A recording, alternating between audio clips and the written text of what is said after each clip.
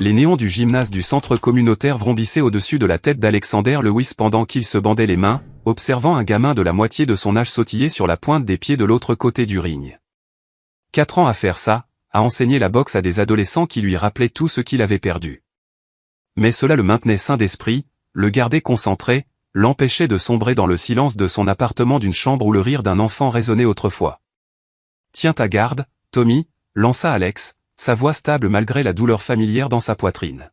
« Protège-toi en tout temps. » La phrase sonnait comme une blague cruelle. Il n'avait pas réussi à protéger la seule personne qui comptait le plus. Son téléphone vibra dans son sac de sport. Numéro inconnu. Il faillit ne pas répondre. Les créanciers avaient abandonné depuis longtemps, et tous les autres qui valaient la peine de parler avaient son numéro enregistré. Mais quelque chose le poussa à décrocher. Est-ce bien Alexander Lewis? Une voix de femme, sèche et professionnelle. Ici l'hôpital Merci Général à Ashford. Nous avons votre fils, Daniel Lewis, à nos urgences. Le monde bascula. Alex s'agrippa aux cordes du ring de boxe, les jointures blanches. Que s'est-il passé? Un accident de voiture. Il est stable mais dans un état critique. Nous devons vous parler d'une transfusion sanguine. Pouvez-vous venir immédiatement? Je suis à 6 heures de route. Monsieur Lewis, votre fils a le sang de groupe AB négatif. C'est extrêmement rare. Sa mère et sa famille ne sont pas compatibles. Nous avons vérifié toutes les bases de données de la région. Vous êtes enregistré comme AB négatif dans nos dossiers depuis la naissance de Daniel. Alex était déjà en mouvement, arrachant son sac du banc. Je pars maintenant. Monsieur, je dois vous informer. Il y a des complications juridiques. Votre ex-femme a la garde exclusive. Je serai là dans 5 heures. Il mit fin à l'appel. L'autoroute s'étendait à l'infini devant lui, son vieux pick-up fonçant à 85 miles à l'heure. Alex ne s'était pas autorisé à penser à Daniel de manière spécifique depuis 4 ans. Penser menait à se souvenir.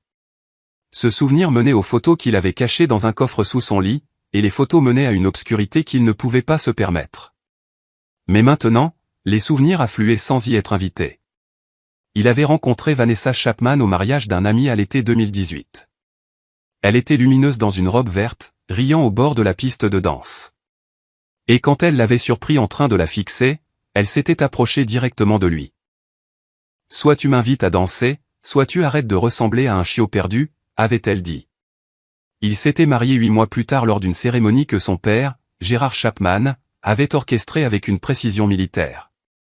Gérard possédait Chapman Pharmaceuticals, une entreprise pharmaceutique de taille moyenne qui avait rendu la famille assez riche pour compter à Ashford, mais pas assez pour échapper à la faim constante de plus de Gérard.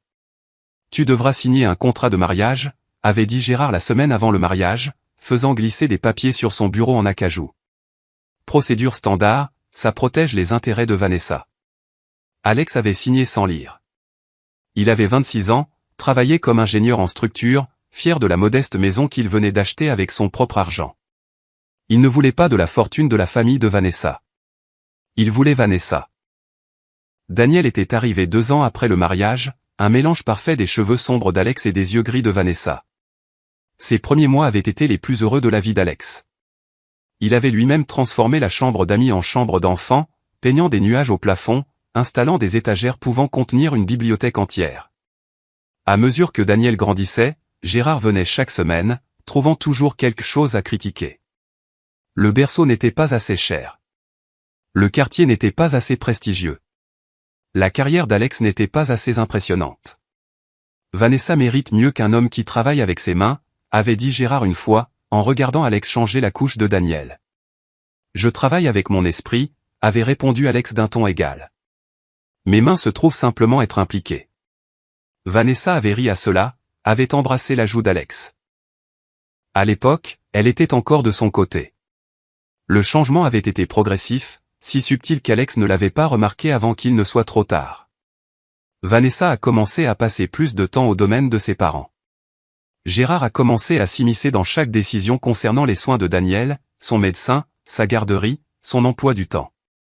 Vanessa a cessé de rire des critiques de Gérard et a commencé à hocher la tête en signe d'approbation. Peut-être que papa a raison à propos du quartier, avait-elle dit un soir. Les écoles ne sont pas géniales ici. Daniel n'a même pas 2 ans. Mais nous devrions planifier à l'avance. Puis sont venues les disputes. Petite au début. Où passer les vacances, si Daniel avait besoin de leçons de musique privées avant de pouvoir parler? Pourquoi Alex travaillait de si longues heures sur le projet du réservoir en ville? Tu n'es jamais à la maison, l'avait accusé Vanessa. Je construis quelque chose d'important. La nouvelle usine de traitement des eaux desservira tout le comté. Ton fils a plus besoin de toi que d'un chantier de construction. L'ironie était suffocante. Alex avait travaillé ses longues heures pour subvenir aux besoins de sa famille, pour prouver à Gérard qu'il était digne de Vanessa, pour construire un avenir pour Daniel, et c'était devenu l'arme utilisée contre lui. Les mains d'Alex se resserrèrent sur le volant, après des années, la rage brûlait toujours aussi vivement. La dispute qui a mis fin à tout avait commencé à cause de vitamines. Alex était rentré à la maison pour trouver Vanessa en train de donner un supplément à Daniel. Qu'est-ce que c'est? Juste des vitamines. Papa les a recommandées. Elles viennent de sa gamme pharmaceutique. Alex avait pris la bouteille, lu l'étiquette. Le dosage semblait élevé pour un bambin. As-tu vérifié avec le docteur Morrison? Mon père est un dirigeant de l'industrie pharmaceutique. Je pense qu'il sait ce qu'il fait. Il n'est pas médecin, et toi non plus.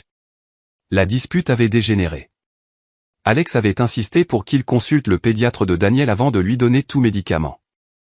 Vanessa l'avait traité de paranoïaque, de contrôlant. Elle avait fait un sac et emmené Daniel chez ses parents, jusqu'à ce que tu te calmes. Ça avait été le début de la fin.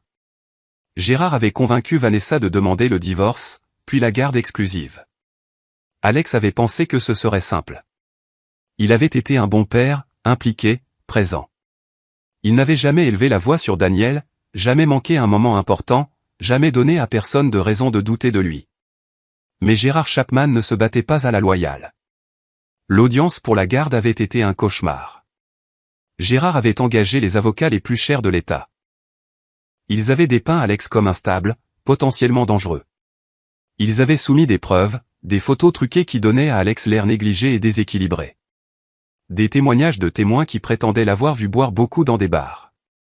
Des dossiers médicaux suggérant qu'il avait cherché un traitement pour l'anxiété et la dépression. Tout était mensonge, tout était méticuleusement conçu. L'avocat commis d'office d'Alex était surchargé et dépassé. Quand Alex avait essayé d'expliquer que les dossiers étaient des faux, le juge l'avait regardé avec pitié. Monsieur Lewis, ces documents portent les cachets d'établissements médicaux réputés. Ce sont des faux. Gérard Chapman possède une entreprise pharmaceutique. Il a accès à Monsieur Lewis. Les accusations contre la famille du requérant n'aident pas votre cause. Le coup de grâce était venu du docteur Richard Morrison, le propre pédiatre de Daniel. Gérard l'avait atteint d'une manière ou d'une autre. Morrison avait témoigné qu'Alex avait semblé agité et paranoïaque lors des rendez-vous, avait remis en question les conseils médicaux de manière inappropriée, avait montré des signes d'instabilité. Un autre mensonge, mais ça avait marché. Le juge avait accordé la garde exclusive à Vanessa. Alex avait obtenu un droit de visite supervisé un week-end sur 2, et Gérard avait souri de l'autre côté de la salle d'audience comme un homme qui venait de gagner une guerre. Ce sourire avait hanté Alex pendant 4 ans. Les visites supervisées avaient duré 3 mois avant que Gérard n'orchestre leur fin. Il avait déposé des requêtes affirmant qu'Alex était en retard au rendez-vous. Ce n'était pas le cas. Que Daniel semblait avoir peur de lui. Ce n'était pas le cas. Que Alex mettait l'enfant mal à l'aise. Ce n'était pas le cas. Chaque requête était étayée par plus de preuves, plus de mensonges, plus d'argent achetant la vérité. L'audience finale avait été brève. Gérard était assis dans la galerie, regardant le monde d'Alex s'effondrer. La cour trouve des motifs suffisants pour suspendre le droit de visite en attendant une évaluation psychologique de Monsieur Lewis, avait déclaré le juge. Alex s'était tourné vers Gérard après, dans le couloir du palais de justice. C'est toi qui as fait ça. Tu as menti. Tu as falsifié des dossiers. Fais attention, mon garçon, avait dit Gérard, s'approchant assez près pour que seul Alex puisse l'entendre. Continue à faire des accusations comme ça et je te ferai déclarer un véritable danger. Pour l'instant, tu es juste instable. Pousse-moi et tu finiras dans un établissement psychiatrique. Je prouverai ce que tu as fait. Gérard avait ri. Vraiment ri. Avec quelles ressources? Tu ne pouvais pas te payer un avocat décent la première fois. Tu penses que tu feras mieux maintenant? Daniel est à moi. Vanessa est à moi. Tu n'es qu'un simple ralentisseur que j'ai déjà franchi. Il s'était penché encore plus près. 4, peut-être 5 ans. Et le garçon ne se souviendra même plus de ton visage. Tu seras un étranger, dont il se souviendra peut-être vaguement d'une photo que Vanessa finira par jeter. C'était la dernière fois qu'Alex avait vu son fils. Il a essayé de se battre. Mon Dieu, il a essayé. Il avait épuisé le plafond de ses cartes de crédit, engageant des enquêteurs privés qui n'avaient rien trouvé de concret. Il avait déposé des requêtes qui avaient été rejetées. Il avait assisté à chaque date d'audience, s'était présenté à chaque évaluation psychologique, avait réussi chaque test. Mais Gérard avait les poches plus profondes et le bras plus long. Chaque fois qu'Alex s'approchait de la vérité, des preuves disparaissaient. Des témoins se rétractaient. Des documents s'évaporaient. Gérard avait passé 4 ans à s'assurer qu'Alex Lewis reste enterré. Alors, Alex avait cessé de se battre contre le système juridique et avait commencé à se forger une carapace. Il avait déménagé à 3 comtés de là, dans une ville assez petite pour que l'argent des Chapman n'ait pas d'importance. Il avait pris un travail d'inspecteur pour une entreprise de construction, un travail qui payait assez pour survivre. Il avait recommencé la boxe, quelque chose qu'il n'avait pas fait depuis l'université. La rage devait aller quelque part. Il s'était reconstruit pour devenir quelqu'un que Gérard Chapman ne pourrait pas briser une seconde fois. Chaque matin à 5 heures, il courait jusqu'à ce que ses poumons brûlent. Chaque soir, il s'entraînait jusqu'à ce que ses jointures saignent. Il avait complètement arrêté de boire, de sortir avec des femmes, de faire quoi que ce soit qui pourrait être déformé en preuve d'instabilité. Il attendait, mais quoi? Il ne l'avait pas su avant ce soir. Alex entra sur le parking de Merci Général à 2h15 du matin. L'hôpital était un complexe tentaculaire de verre et d'acier, trop moderne et cher pour une ville comme Ashford. L'argent des Chapman en avait probablement construit la moitié. Il monta les escaliers 4 à 4 jusqu'aux urgences. Une infirmière l'intercepta au bureau. Alexander Lewis, mon fils. Monsieur Lewis. Une femme en blouse blanche s'approcha, son badge indiquant Dr Sarah Farmer. Elle était plus jeune qu'Alex ne l'avait imaginé, avec des yeux vifs qui l'évaluèrent rapidement.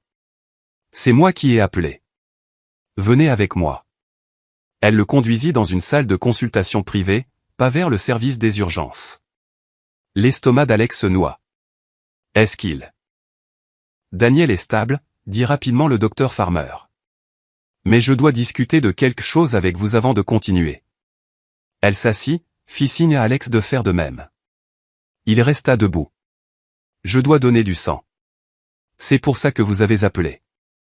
Oui, mais il y a une complication. Elle sortit un dossier, l'ouvrit soigneusement. Quand j'ai accédé aux dossiers médicaux de Daniel pour préparer la transfusion, j'ai effectué une comparaison standard entre ses analyses de sang et les vôtres datant de sa naissance. C'est la routine. Nous vérifions les anticorps, les facteurs de compatibilité, toute complication potentielle. Et le docteur Farmer croisa son regard. Monsieur Lewis, quand avez-vous vu pour la dernière fois le dossier médical complet de votre fils? Il y a 4 ans, avant que je perde la garde. Elle hocha lentement la tête. Les dossiers que je vois montrent des divergences significatives par rapport à ce qui devrait être une documentation standard. Les dossiers de Daniel ont été modifiés à plusieurs reprises par quelqu'un ayant accès aux systèmes hospitaliers. Le pouls d'Alex martelait. Quel genre de modification? Des suppressions principalement, mais aussi des insertions. Quelqu'un a ajouté des notes au dossier de Daniel suggérant des prédispositions génétiques à des troubles du comportement, des problèmes de déficit de l'attention, même de potentiels retards de développement. Elle fit une pause. Rien de tout cela n'est étayé par des résultats de tests ou des observations réelles. C'est juste là. Planté. Gérard Chapman, dit Alex d'un ton plat. Je ne peux pas faire d'accusation. Mais monsieur Lewis, ces altérations ont été faites pour justifier des interventions médicales spécifiques. Daniel est sous traitement médicamenteux depuis l'âge de 3 ans. Des médicaments comportementaux. La posologie a été ajustée régulièrement par un médecin privé, pas par un pédiatre spécialiste. Le sol sembla se dérober sous les pieds d'Alex. Quel genre de médicaments? L'expression du docteur Farmer s'assombrit. Des anxiolytiques et des stabilisateurs d'humeur à faible dose. Complètement inapproprié pour un enfant de son âge sans problème de comportement légitime. Une utilisation à long terme peut causer de réels problèmes de développement, créer des dépendances, altérer la chimie du cerveau. Vous êtes en train de me dire que quelqu'un drogue mon fils depuis 4 ans? Je vous dis que, d'après ses dossiers et les analyses de sang actuelles, Daniel a pris des médicaments dont il n'a jamais eu besoin, prescrits sous de faux prétextes avec une documentation qui a été falsifiée pour le justifier. Alex voulait frapper le mur. Au lieu de ça, il se força à respirer, à réfléchir. Pourquoi me dites-vous ça? Parce que lorsque j'ai comparé vos analyses de sang à celles de Daniel, j'ai trouvé autre chose. Le docteur Farmer sortit une autre liasse de papier. Vos dossiers d'il y a 4 ans ont également été modifiés. Le dossier de l'hôpital montre que vous avez été testé positif aux substances contrôlées lors de la naissance de Daniel. C'est noté dans vos antécédents médicaux, signalés pour toute future procédure de garde ou légale. C'est impossible. Je n'ai jamais. Je sais. Parce que j'ai fait analyser votre sang ce soir, monsieur Lewis. Vous êtes clean. Complètement clean. En fait, vos analyses de sang actuelles montrent quelqu'un qui n'a pas touché aux drogues ou à l'alcool depuis des années, probablement plus longtemps. Mais vos dossiers médicaux disent le contraire. Des dossiers qui auraient été accessibles lors des audiences de garde. Les pièces du puzzle s'assemblaient, chacune ravivant une nouvelle vague de fureur. Chapman a falsifié les dossiers médicaux. Les miens et ceux de Daniel. Je ne peux pas prouver qu'il a fait, mais je peux prouver que ça a été fait. Et monsieur Lewis, elle hésita. Il y a plus. Dites-moi. L'état actuel de Daniel. L'accident n'était pas juste de la malchance.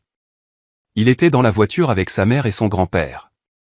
Il venait du domaine des Chapman.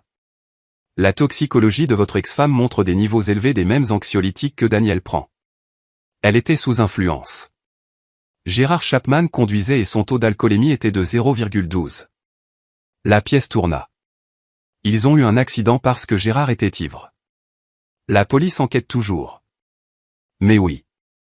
Et comme Daniel a besoin de sang de toute urgence, ils ont transporté tout le monde ici. Gérard Chapman est 2 étages plus haut, soigné pour un bras cassé et des contusions. Votre ex-femme a une commotion cérébrale. Daniel a été le plus touché parce qu'il était sur la banquette arrière. La voix du docteur Farmer se durcit.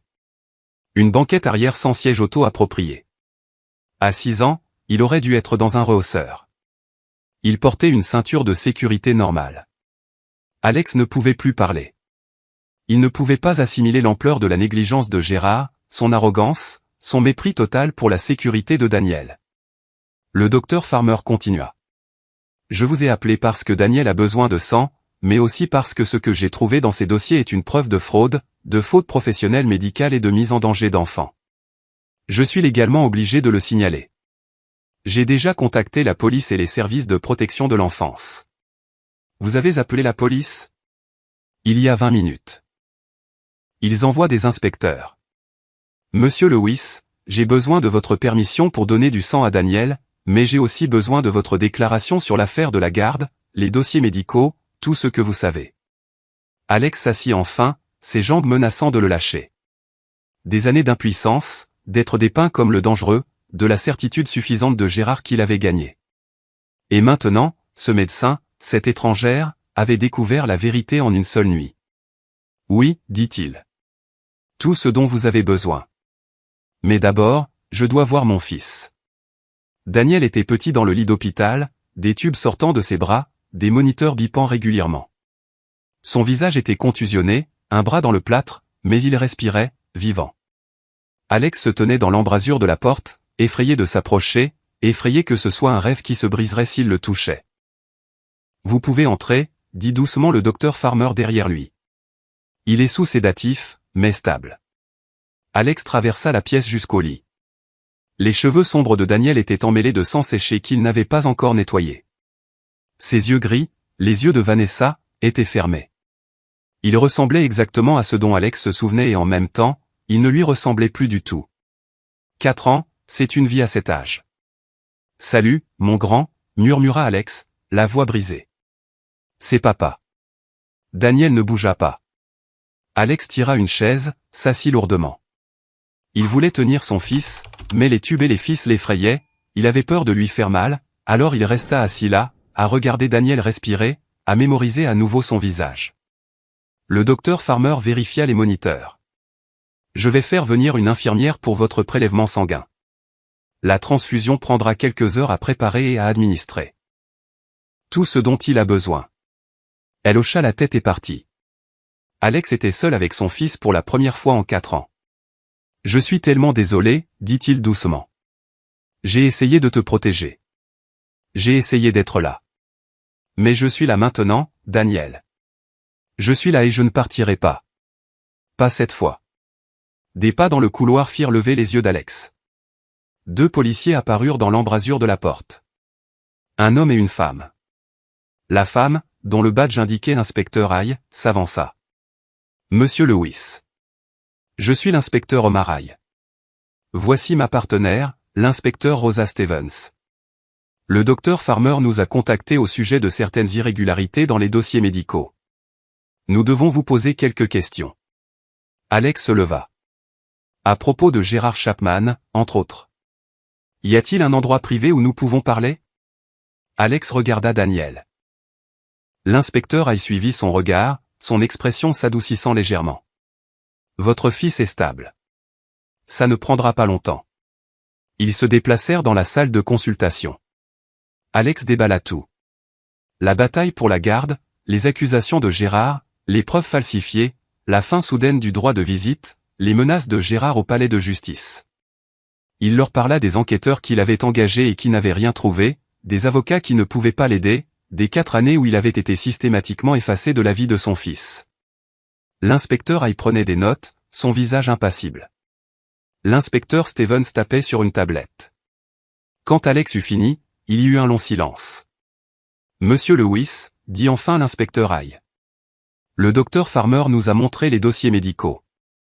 Les modifications sont assez sophistiquées. Quiconque a fait ça avait accès aux bases de données de l'hôpital et savait comment brouiller les pistes. Gérard Chapman possède une entreprise pharmaceutique. Il doit avoir des relations, des ressources. Nous allons enquêter, mais je veux que vous compreniez. Prouver qu'il a personnellement falsifié les dossiers sera difficile. Les hommes riches comme Chapman ne font pas leur sale boulot eux-mêmes. La mâchoire d'Alex se serra. Alors ils s'en tirent? Je n'ai pas dit ça. L'inspecteur Haye se pencha en avant. Nous avons aussi la conduite en état d'ivresse, l'accident de voiture, et le fait que votre fils a été incorrectement médicamenté pendant des années. Les services de protection de l'enfance sont déjà impliqués. Même si nous ne pouvons pas prouver que Chapman a falsifié vos dossiers, nous pouvons prouver qu'il a mis Daniel en danger ce soir et qu'il le drogue de manière inappropriée. Qu'est-ce que ça signifie pour la garde? Ça signifie que votre ex-femme va devoir répondre à des questions très difficiles. Et ça signifie que vous devriez peut-être contacter un avocat. Un bon. Alex rit amèrement. Je suis fauché, inspecteur. Je ne pouvais pas me payer un avocat décent il y a des années, et je ne peux certainement pas maintenant. L'inspecteur Stevens leva les yeux de sa tablette. En fait, vous n'en aurez peut-être pas besoin. Les preuves que nous examinons, si elles tiennent, pourraient entraîner des poursuites pénales. Le procureur de la République pourrait s'occuper de la majeure partie de cette affaire. Et si Chapman a falsifié des dossiers médicaux, il pourrait y avoir des charges fédérales aussi. Violation de la FDA, fraude aux soins de santé. C'est le genre d'affaire qui attire l'attention. Alex digéra cela lentement. Vous pensez que ça pourrait vraiment aboutir? Je pense, dit prudemment l'inspecteur Haye, que Gérard Chapman a été très prudent pendant longtemps, mais les gens prudents font des erreurs quand ils deviennent trop à l'aise. Conduire ivre avec son petit-fils dans la voiture était une erreur. Et le fait que le docteur Farmer ait trouvé ces dossiers est une malchance pour lui. Une chance pour vous. Une infirmière apparut dans l'embrasure de la porte. Monsieur Lewis. Nous sommes prêts pour le prélèvement sanguin. Alex se leva. Pouvons-nous finir ça plus tard? Allez-y, dit l'inspecteur Haye. Nous vous contacterons. Le prélèvement sanguin dura 15 minutes. Alex regarda le liquide rouge foncé remplir 3 poches, sachant que chacune contenait quelque chose de plus précieux que la vie qu'elle sauverait. Elle contenait une preuve. La preuve qu'il existait. La preuve qu'il était le père de Daniel. La preuve qu'il disait la vérité depuis 4 ans. Quand ils eurent fini, Alex retourna dans la chambre de Daniel.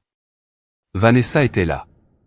Elle se tenait près du lit, une main sur la barrière, son autre bras en écharpe. Ses cheveux blonds étaient en désordre, son maquillage avait coulé, un pansement sur le front. Elle leva les yeux quand Alex entra, et pendant un instant, aucun d'eux ne parla. « Ils t'ont appelé » dit-elle finalement. Sa voix était rauque. « Il avait besoin de sang. »« Je sais. » Vanessa regarda de nouveau Daniel. « Ils m'ont dit que tu es le seul compatible. Apparemment, personne dans ma famille ne partage son groupe sanguin. » La pique atteignit sa cible. Vanessa tressaillit. « Alex, je... » Ne dis rien, sa voix était plate, sans émotion. « Quoi que tu sois sur le point de dire, ne le dis pas, c'est mon fils. C'est notre fils. Pas que tu m'aies laissé être son père pendant 4 ans. » Les yeux de Vanessa se remplirent de larmes. « Je pensais. Papa a dit que tu étais dangereux. Les dossiers, les témoins, tout indiquait. Tout ce que ton père a fabriqué indiquait que j'étais instable parce que Gérard voulait que je parte. Et tu l'as laissé faire. Je ne savais pas qu'il mentait. » Vraiment ? Alex s'approcha, gardant sa voix basse pour ne pas réveiller Daniel. « Quand as-tu cessé de me faire confiance, Vanessa ? Quand as-tu décidé que l'opinion de ton père comptait plus que celle de l'homme que tu avais épousé ? Parce que ce n'est pas arrivé du jour au lendemain. Tu as fait un choix. Chaque jour pendant 4 ans, tu as choisi de me tenir éloigné de mon fils. Les tribunaux étaient d'accord avec papa. Le juge a vu des preuves falsifiées. Des dossiers médicaux que ton père a truqués. Des témoins qu'il a payés. Et tu es restée assise là à laisser faire parce que c'était plus facile que de tenir tête à Gérard Chapman. » Vanessa essuya ses yeux avec sa bonne main. « J'essayais de protéger Daniel. » « De quoi ? » ?»« D'un père qu'il aimait. Qui serait mort pour lui. Qui ne t'a jamais, pas une seule fois, donné une raison de douter de lui. » Le contrôle d'Alex céda. La rage s'infiltrait. « Gérard le drogue, Vanessa. Savais-tu que Daniel prend des médicaments dont il n'a pas besoin depuis 4 ans ? Des médicaments qui pourraient nuire à son développement. Et ce soir, Gérard a conduit ivre avec notre fils dans la voiture. Pas de siège auto, pas de sécurité, juste l'arrogance de Gérard et ta confiance en un homme qui ne la mérite pas. » Vanessa pâlit. Le médicament était pour son anxiété. Daniel a du mal à se concentrer, du mal à dormir. Il a ses problèmes à cause du médicament. Le docteur Farmer m'a dit que les drogues causaient les symptômes qu'elles étaient censées traiter. Gérard a empoisonné notre fils pour justifier pourquoi il me l'a enlevé. Non. Non, papa ne ferait pas ça. Réveille-toi. La voix d'Alex s'éleva, assez dure pour que Vanessa recule. Ton père est un monstre. Il a menti. Il a triché. Il a falsifié des dossiers. Et il drogue Daniel. La police le sait. Les services de protection de l'enfance le savent. Et quand cette affaire ira au tribunal, et elle ira, tu devras choisir à nouveau. Ton père ou ton fils ? Les larmes coulaient sur le visage de Vanessa. Je ne savais pas. Je le jure devant Dieu, Alex, je ne savais pas qu'il irait aussi loin. Mais tu savais qu'il était allé assez loin pour mentir à mon sujet. Et ça ne t'a pas dérangé tant que tu obtenais ce que tu voulais. Ce n'est pas juste. Rien dans tout ça n'est juste. Alex se détourna, regardant la petite forme brisée de Daniel. Mais ça se termine maintenant. D'une manière ou d'une autre, Gérard ne contrôlera plus la vie de notre fils. Vanessa resta silencieuse un long moment. Quand elle parla de nouveau, sa voix était petite, défaite. Que se passe-t-il maintenant ? Maintenant, je donne du sang à Daniel. Et ensuite, nous verrons ce que la police et les services de protection de l'enfance décideront.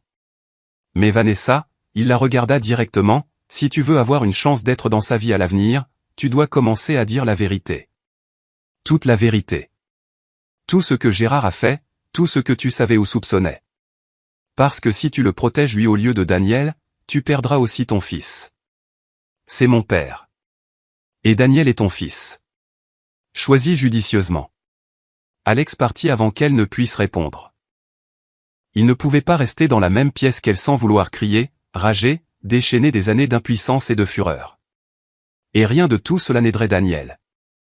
Dans le couloir, il trouva le docteur Farmer en train de parler avec une femme en tailleur. La femme se tourna à l'approche d'Alex. « Monsieur Lewis, je suis Nora Farmer des services de protection de l'enfance. Je dois vous parler de la situation de vie de Daniel. Il vit avec sa mère et son grand-père. J'en suis consciente. Compte tenu des circonstances de ce soir et des preuves médicales fournies par le docteur Farmer, nous allons mener une enquête d'urgence. Pour l'instant, Daniel restera sous la garde de l'hôpital jusqu'à ce que nous déterminions le placement le plus sûr. Je suis son père. Un père qui n'a pas eu la garde ni le droit de visite depuis 4 ans. Je comprends que les circonstances qui ont mené à cela sont remises en question, mais tant que nous n'aurons pas terminé notre enquête, je ne peux pas simplement vous confier un enfant gravement blessé. » Alex ravala sa frustration. « De quoi avez-vous besoin de ma part ? Une coopération totale. Nous aurons besoin de déclarations, de documents, de tout ce que vous avez qui soutient votre affirmation que l'arrangement de garde était basé sur de fausses informations. Nous aurons également besoin que vous vous soumettiez à une évaluation psychologique et à une inspection de votre domicile. Je ferai tout ce qu'il faut. » L'expression de Nora s'adoucit légèrement. Le docteur Farmer parlant bien de vous, et le fait que vous ayez conduit 6 heures pour donner du sang à un fils que vous n'avez pas vu depuis des années en dit long. Mais je dois suivre la procédure, monsieur Lewis. J'espère que vous comprenez. Je comprends. Gardez-le simplement en sécurité, s'il vous plaît. C'est tout ce que je veux depuis 4 ans. Nous le ferons. La transfusion commença à l'aube. Alex était assis à côté du lit de Daniel, regardant son sang, le sang que Gérard avait essayé de prouver contaminé, couler dans son fils à travers de fins tubes en plastique. La vie du père au fils. La preuve d'un lien qu'aucun mensonge ne pouvait rompre. Daniel s'agita vers 7 heures du matin. Ses yeux papillonnèrent, s'ouvrirent, le regard flou et confus. Ils se posèrent sur Alex. « Papa. » Le mot frappa Alex comme un coup physique. Daniel se souvenait. Après 4 ans, après tout ce que Gérard avait fait pour l'effacer, Daniel regardait son père et le reconnaissait. « Salut, mon grand », réussit à dire Alex, la gorge serrée. « Comment te sens-tu ? Ça fait mal. » La voix de Daniel était petite, effrayée. « Où est maman ? » Elle est là. Elle va bien. Tu as eu un accident de voiture, mais tu vas t'en sortir. Les yeux de Daniel commencèrent à se refermer, les médicaments le tirant à nouveau vers le sommeil, mais sa petite main bougea, ses doigts s'étendant vers Alex. Alex prit doucement la main de son fils, faisant attention à la perfusion. Les doigts de Daniel se refermèrent sur les siens. « Tu es revenu, » murmura Daniel. « Je ne suis jamais parti, Daniel. J'ai toujours été là. Je ne pouvais juste pas t'atteindre. Papy a dit que tu ne voulais plus de moi. » La rage qui submergea Alex était blanche, dévorante. Mais il la repoussa, se concentrant sur le visage de son fils. « Ton grand-père a menti. J'ai voulu de toi chaque jour. Tu m'as manqué chaque jour, et je ne te quitterai plus jamais si je peux l'éviter. » Les yeux de Daniel se fermèrent, mais sa main resta dans celle d'Alex. « Promis. Je te le promets. » En quelques minutes, Daniel était de nouveau endormi. Alex resta assis là, la main de son fils dans la sienne, et sentit quelque chose changer dans sa poitrine. L'impuissance qui avait défini 4 ans de sa vie se transformait en autre chose. Quelque chose de plus dur, de plus tranchant, de plus dangereux. Gérard Chapman lui avait tout pris. Avait drogué son fils, falsifié des dossiers, détruit sa réputation, volé des années qu'il ne pourrait jamais récupérer. L'avait regardé dans les yeux et avait ri en le faisant. Mais Gérard avait fait une erreur critique.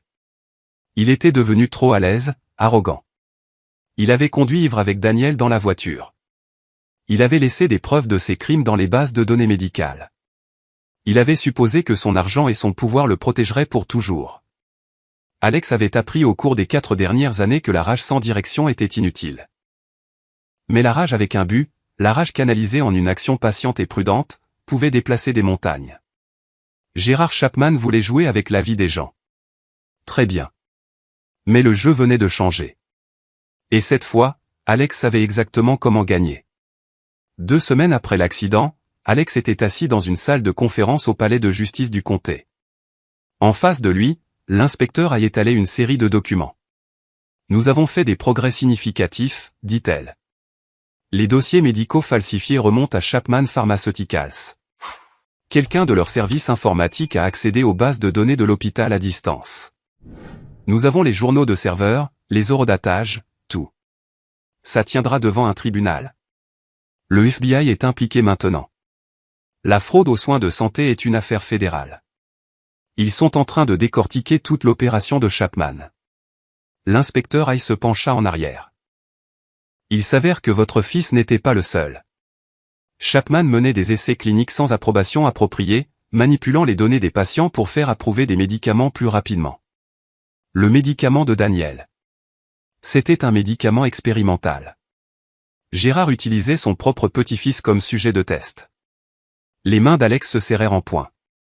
Vous me dites qu'il a fait des expériences sur Daniel? Essentiellement, oui.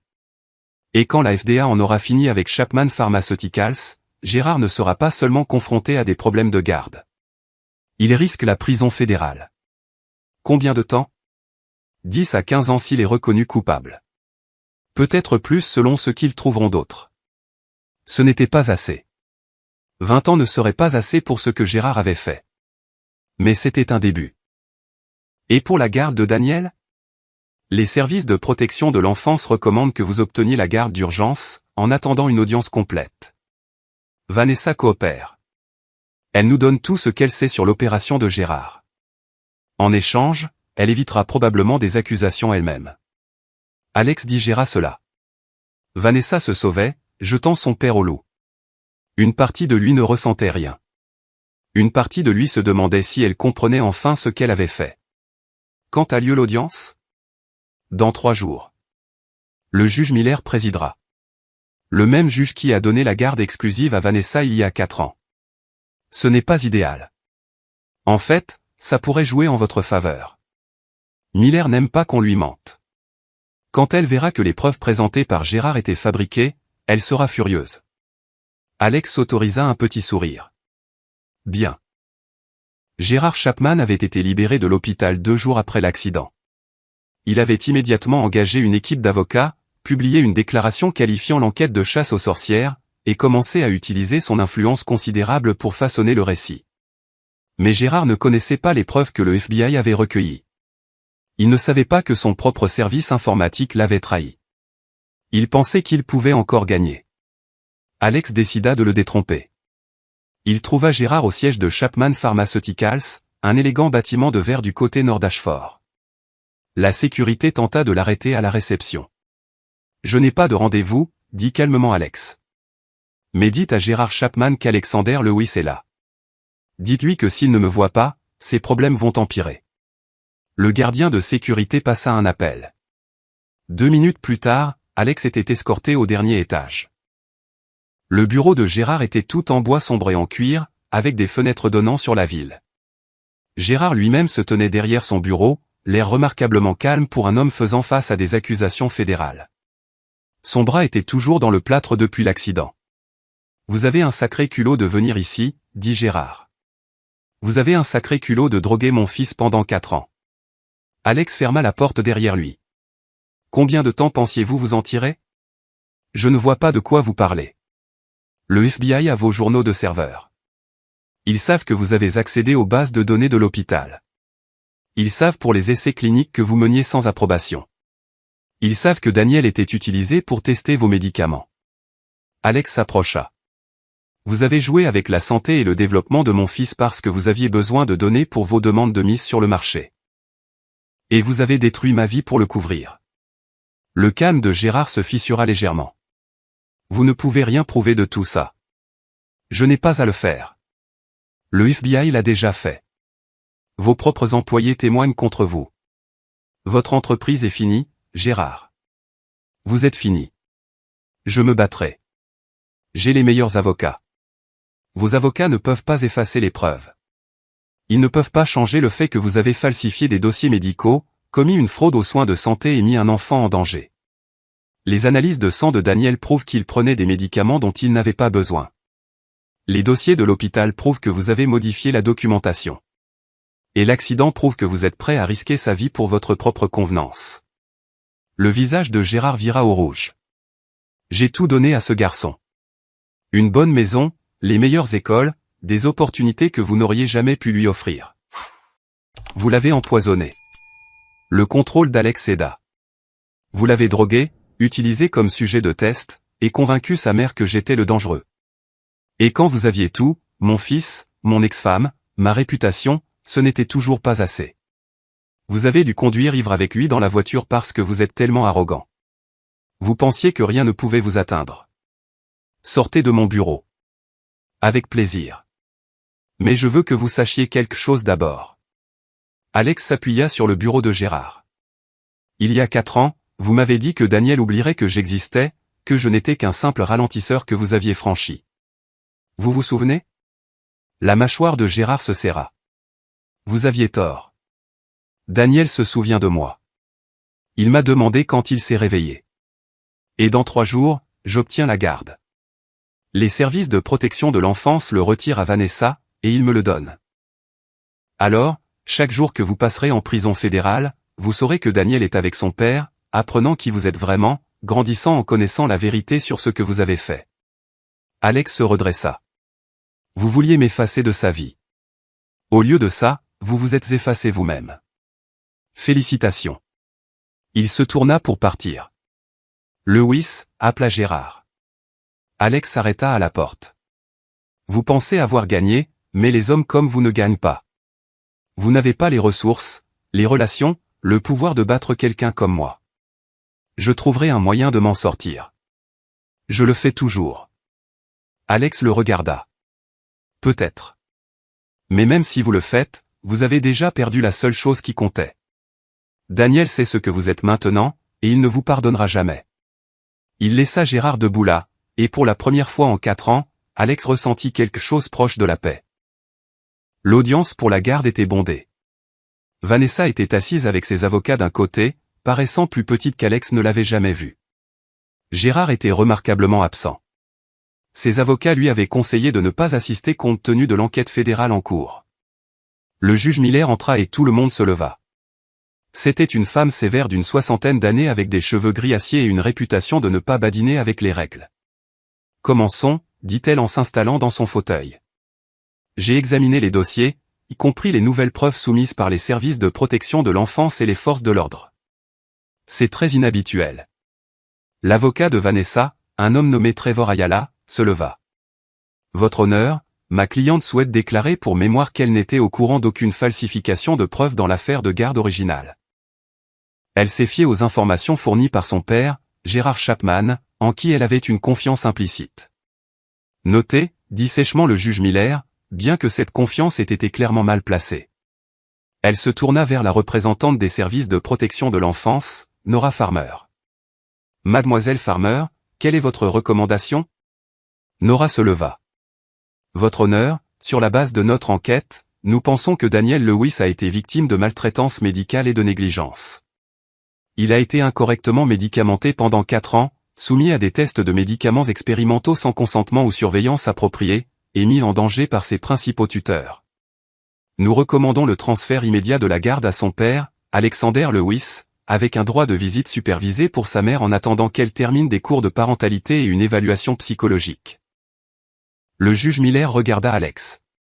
Monsieur Lewis, vous n'avez pas vu votre fils depuis 4 ans. Pourquoi devrais-je croire que vous êtes prêt à vous occuper de lui maintenant? Alex se leva. Votre honneur, je n'ai jamais cessé de vouloir m'occuper de lui. J'ai perdu la garde parce que Gérard Chapman a fabriqué des preuves contre moi. Il a falsifié des dossiers médicaux, soudoyé des témoins et utilisé ses ressources pour me faire passer pour instable. J'ai passé 4 ans à essayer de laver mon nom sans succès parce que je n'avais pas son argent ni ses relations. La seule raison pour laquelle la vérité a éclaté maintenant, c'est parce qu'il est devenu négligent et a conduit ivre avec mon fils dans la voiture. Et si je vous accorde la garde, quel est votre plan? J'ai un travail d'inspecteur en bâtiment. C'est stable, bien payé. Je me suis déjà inscrit à des cours de parentalité et j'ai terminé l'évaluation psychologique demandée par les services sociaux. J'ai trouvé un thérapeute pour Daniel pour l'aider à surmonter tout ce qu'il a traversé. J'ai un appartement de 2 chambres et je suis prêt à déménager plus près d'Ashford pour que Daniel puisse rester dans son école si c'est ce qui est le mieux pour lui. Alex fit une pause. Votre honneur, je sais que je ne peux pas donner à Daniel la richesse que son grand-père avait, mais je peux lui donner quelque chose que Gérard n'a jamais fait, un père qui met ses besoins en premier, qui ne l'utilisera pas, ne le manipulera pas, et ne le traitera pas comme un outil. Le juge Miller resta silencieuse un long moment, lisant des papiers. Finalement, elle leva les yeux. Il y a 4 ans, j'ai rendu une décision basée sur des preuves que je sais maintenant être fabriquées. M. Chapman a manipulé ce tribunal, et ce faisant, il a blessé un enfant et détruit une relation père-fils. Je prends ça personnellement. Sa voix se durcit. Ce tribunal accorde à Alexander Lewis la garde légale et physique complète de Daniel Lewis avec effet immédiat. Vanessa Chapman Lewis aura un droit de visite supervisé 2 fois par mois, sous réserve de sa coopération avec les services sociaux et de l'achèvement du suivi psychologique requis. Il est interdit à Gérard Chapman d'avoir tout contact avec l'enfant en attendant l'issue des accusations fédérales contre lui. Le marteau tomba avec un bruit sec. Alex sentit ses jambes flageoler. Des années. Des années de combat, d'attente, d'espoir, et en un instant, c'était fini. Vanessa pleurait doucement. Son avocat essaya de la réconforter, mais elle le repoussa. De l'autre côté de la salle, elle croisa le regard d'Alex. « Prends soin de lui, dit-elle, la voix brisée. S'il te plaît. » Alex hocha la tête. C'était le seul signe de reconnaissance qu'il pouvait lui donner. Daniel sortit de l'hôpital 3 jours plus tard. Alex vint le chercher en fin de matinée, portant un sac de vêtements que Vanessa avait déposé. Daniel était silencieux pendant le trajet, regardant par la fenêtre du camion d'Alex. « Où allons-nous » demanda-t-il finalement. « À mon appartement. C'est à environ 1 heure d'ici. Tu auras ta propre chambre. »« Et maman et papy ?» Alex choisit ses mots avec soin. « Ta maman va bientôt te rendre visite, mais pour l'instant, tu vas vivre avec moi. »« D'accord ?» Daniel resta silencieux un moment. Puis, « Papy a dit que tu étais parti parce que tu ne voulais plus être papa. »« Ce n'est pas vrai, Daniel. Je voulais être ton père plus que tout. Mais ton grand-père a fait en sorte que je ne puisse pas te voir. Il a menti à beaucoup de gens pour nous séparer. » Pourquoi a-t-il fait ça? Parce que. Alex peina à trouver une réponse adaptée à son âge. Parce que parfois, les adultes font de mauvaises choses quand ils ont peur de perdre le contrôle. Ton grand-père voulait tout contrôler, y compris toi et moi. Quand il n'a pas pu me contrôler, il s'est assuré que je ne puisse pas être près de toi. Daniel digéra cela. Le docteur Farmer a dit que papy me donnait des médicaments dont je n'avais pas besoin. C'est vrai. C'est méchant. Oui, ça l'est. Tu vas me donner des médicaments? Seulement si un médecin dit que tu en as vraiment besoin, et je m'assurerai que c'est le bon médicament, d'un médecin qui se soucie de ta santé, pas d'un médecin qui travaille pour ton grand-père. Daniel hocha lentement la tête. Après un autre moment, je suis content que tu sois de retour. Alex dut s'arrêter sur le côté. Sa vision se brouilla et il serra le volant jusqu'à ce que ses jointures blanchissent. Papa? La voix de Daniel était inquiète. Ça va, mon grand. Je suis juste très heureux de t'entendre dire ça. Alex essuya ses yeux, se tourna pour regarder son fils. Je suis content d'être de retour, aussi. Les semaines suivantes furent une période d'ajustement. Daniel faisait des cauchemars, se réveillant en pleurant et en appelant sa mère. Alex restait avec lui lisant des histoires jusqu'à ce qu'il se rendorme. Ils établirent des routines. Le petit déjeuner ensemble, les devoirs à la table de la cuisine, des promenades le soir. Daniel posait des questions. Pourquoi Alex était parti? Il n'était pas parti. Si sa mère allait bien. Elle allait bien. S'il devrait reprendre des médicaments. Seulement si c'était vraiment nécessaire. S'il verrait son grand-père. Pas de sitôt. Alex répondait à tout aussi honnêtement que possible sans traumatiser un enfant de 6 ans.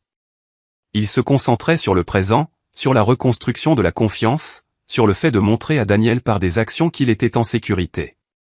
La première visite supervisée de Vanessa eut lieu dans un lieu neutre, un centre de thérapie familiale. Alex resta dans la salle d'attente pendant qu'elle passait 1 heure avec Daniel. Quand ils sortirent, Daniel pleurait mais semblait en quelque sorte plus léger. Elle a dit qu'elle était désolée, dit-il à Alex sur le chemin du retour. Elle a dit que papy lui avait menti à elle aussi. Tu la crois? Daniel y réfléchit. Je ne sais pas, mais elle avait l'air triste. Les gens peuvent être tristes et quand même faire des erreurs. Ta maman a fait beaucoup d'erreurs. Il lui faudra du temps pour les réparer. Tu es toujours en colère contre elle? Alex soupira. Oui, mon grand. Je le suis. Mais j'essaie de ne pas l'être. Pour toi. Cela sembla satisfaire Daniel. L'enquête du FBI sur Chapman Pharmaceuticals dura 3 mois. Lorsque l'acte d'accusation tomba enfin, il était lourd: fraude aux soins de santé, falsification de dossiers médicaux, essais cliniques non autorisés, corruption, complot. 19 chefs d'accusation au total. Les avocats de Gérard Chapman déposèrent requête sur requête, essayant de retarder, de supprimer des preuves, de faire abandonner les charges, mais les preuves étaient accablantes. Journaux de serveurs, dossiers financiers, témoignages d'employés contraints de falsifier des données. Le procès fut fixé au printemps suivant. Gérard resta en liberté sous une caution d'1 million de dollars, confiné dans sa propriété, déchu de son rôle chez Chapman Pharmaceuticals. L'entreprise elle-même était sous surveillance fédérale, ses actifs gelés en attendant l'issue du procès. Alex suivait les nouvelles, mais essayait de ne pas en faire une obsession. Sa priorité était Daniel, l'aider à s'adapter, le regarder sortir lentement de sa coquille, voir des aperçus du gamin heureux et curieux qu'il était avant que Gérard ne commence à le droguer. Le docteur Farmer, celle qui avait trouvé les dossiers falsifiés, prenait régulièrement des nouvelles. Les analyses de sang de Daniel montraient que le médicament quittait son système. Son attention s'améliorait, son sommeil se normalisait. Il se mit à sourire davantage, à rire aux blagues, à poser des questions sur tout. Il est résilient, dit le docteur Farmer à Alex lors d'un contrôle. Les enfants le sont généralement. Mais vous vous débrouillez très bien avec lui. La stabilité, la routine, c'est exactement ce dont il a besoin. J'essaie juste de ne pas tout gâcher. Vous n'y arriverez pas. Vous vous souciez trop. 6 mois après avoir retrouvé la garde, Alex reçut un appel de l'inspecteur Haye. Gérard Chapman a négocié une peine, dit-elle sans préambule. Le cœur d'Alex se serra. Quel genre d'accord? 12 ans dans une prison fédérale. Aucune possibilité de libération conditionnelle. Il purgera au moins 10 ans. La FDA voulait aller au procès. Mais le procureur fédéral a pensé qu'une condamnation garantie valait mieux que de risquer un acquittement. 12 ans. Pas les 15 à 20 qu'Alex avait espéré, mais mieux que de voir Gérard s'en tirer. Qu'est-ce qui l'a poussé à accepter l'accord? Ses avocats l'ont convaincu qu'il perdrait au procès. Les preuves étaient trop solides. Étage 12 ans à son âge. Il a 63 ans maintenant, ce qui signifie qu'il en aura 75 à sa sortie. S'il survit aussi longtemps. Alex pensa à Gérard en prison, dépouillé de son pouvoir, son argent incapable d'acheter la liberté. Ce n'était pas la vengeance dont il avait fantasmé, mais c'était la justice. Merci d'avoir appelé, inspecteur. Une dernière chose. Chapman Pharmaceuticals est en cours de dissolution. Les actifs seront vendus pour payer les victimes et les amendes. Vanessa ne devrait rien hériter. J'ai pensé que vous voudriez savoir. Alex voulait savoir. Vanessa avait perdu son père en prison, son héritage saisi par le gouvernement fédéral, et son fils au profit de l'homme qu'elle avait aidé Gérard à détruire. Elle vivait dans un modeste appartement, travaillait dans un cabinet dentaire, suivait des séances de thérapie obligatoires. Elle avait mal choisi il y a 4 ans. Maintenant, elle en payait le prix. Le jour où Gérard fut condamné, Alex n'assista pas à l'audience. Il resta à la maison avec Daniel, l'aidant à faire ses devoirs, préparant le dîner, étant présent. Ce soir-là, pendant que Daniel regardait un dessin animé, Vanessa appela. « Tu as entendu ?» demanda-t-elle. 12 ans. J'ai entendu. Je suis allé à la sentence. Je pensais que je devais être là. Elle fit une pause. Il ne m'a pas regardé une seule fois. Pas une seule. J'étais assise dans la galerie et il a fait comme si je n'existais pas. Je suis désolé, dit Alex.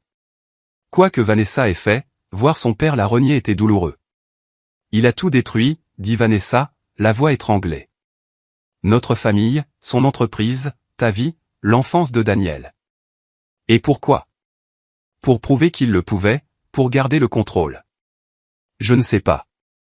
Peut-être qu'il ne le sait pas non plus. Je suis désolé, Alex. Pour tout. J'aurais dû te faire confiance. J'aurais dû le remettre en question. J'aurais dû être assez forte pour lui tenir tête. Oui, tu aurais dû. Je sais que je ne peux pas réparer ce que j'ai fait, mais j'essaie d'être meilleur pour Daniel. C'est tout ce que tu peux faire maintenant. Après avoir raccroché, Alex resta assis dans le silence de son appartement. Il pensa à Gérard dans une cellule, à Vanessa reconstruisant sa vie seule, aux 4 années volées à lui et à Daniel.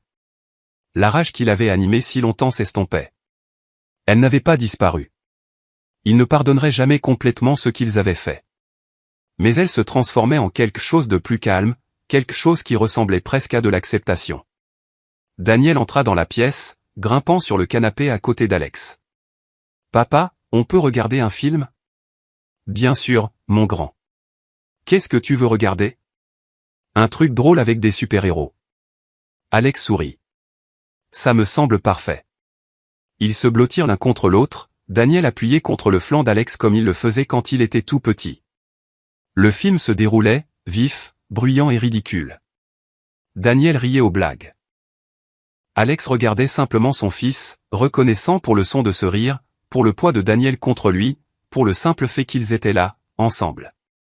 Gérard avait essayé de le détruire, avait failli y parvenir. Mais à la fin, Alex avait survécu, s'était reconstruit, avait regagné la seule chose qui comptait vraiment. Dehors, la nuit tombait sur la ville. À l'intérieur, un père et un fils étaient assis dans la lueur chaude de la télévision, guérissant ensemble de blessures qui mettraient des années à se refermer complètement. Mais ils avaient le temps maintenant, tout le temps du monde. Et ça, pensa Alex alors que Daniel riait de quelque chose à l'écran, c'était suffisant. Épilogue. 2 ans plus tard, Alex se tenait au bord d'un terrain de football, regardant Daniel sprinter après le ballon avec une détermination sans faille. À 8 ans, il n'était qu'énergie et enthousiasme. Il n'était plus le gamin effrayé et médicamenté qu'Alex avait récupéré de l'hôpital. Daniel marqua. Son équipe explosa de joie. Il regarda vers la ligne de touche, trouva Alex, et son visage s'illumina d'un immense sourire. Alex lui fit un pouce levé, ressentant cette chaleur familière dans sa poitrine. Vanessa se tenait à quelques mètres de là. Leur relation ne serait plus jamais ce qu'elle était, mais ils avaient trouvé une sorte de paix. Elle voyait Daniel 2 fois par mois maintenant, parfois plus si Alex était d'accord. Elle avait terminé sa thérapie, était devenue directrice adjointe au cabinet dentaire, avait commencé à sortir avec quelqu'un de nouveau, un comptable discret qui semblait gentil.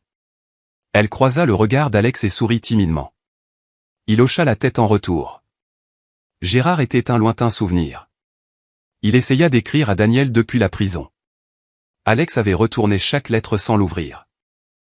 Quand Daniel serait plus âgé, s'il voulait un contact avec son grand-père, ce serait son choix. Mais pas maintenant. Pas tant qu'il était encore en train de guérir. Le match se termina. L'équipe de Daniel gagna 4-2. Il courut vers Alex, en sueur, essoufflé et radieux. « Tu as vu ce dernier but ? » ?»« Je l'ai vu. Tu as été incroyable. On peut aller manger une pizza. » »« Pizza, c'est parti. » Ils marchèrent ensemble jusqu'au camion. Daniel bavardant sur le match, sur son ami qui avait fait 2 passes décisives, sur le fait que la semaine prochaine il voulait essayer de jouer en défense. Alex écoutait, faisant les bruits appropriés, content d'entendre la voix de son fils, de faire partie de ces petits moments ordinaires. C'était la victoire que Gérard n'avait pas comprise. Pas l'argent, pas le pouvoir, pas le contrôle. Juste ça. Un père et un fils, une pizza un samedi soir, une enfance autorisée à se dérouler naturellement. Gérard avait essayé de tout prendre, mais à la fin, Alex avait tout ce qui comptait. Et il n'allait plus jamais le laisser partir. C'est ici que notre histoire se termine. Partagez vos réflexions dans la section des commentaires. Merci pour votre temps. Si vous avez apprécié cette histoire, veuillez vous abonner à cette chaîne.